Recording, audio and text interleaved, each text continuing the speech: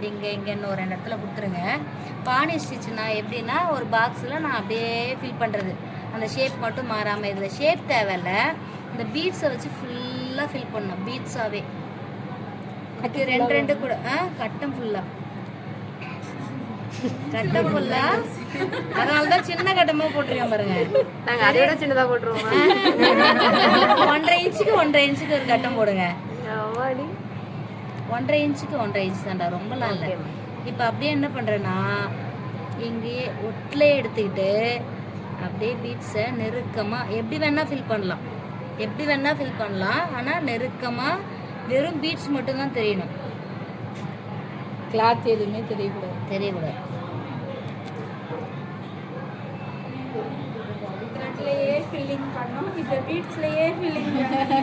நெக்ல 1 இன்ச்சுக்கு நெக்ல 1 இன்ச்சுக்கு அப்படியே இதை வரைஞ்சிட்டு ஆஃப் பீட் இருக்குல்ல பெருசு, அங்கங்க ஒன்று ரேண்டமா அங்கங்க அந்த 1 இன்ச்சு வரைஞ்சிடணும்.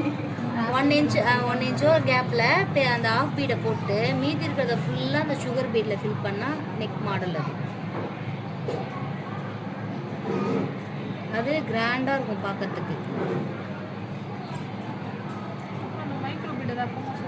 மைக் வரும்டா, ஒன்னொன்னா வரும்.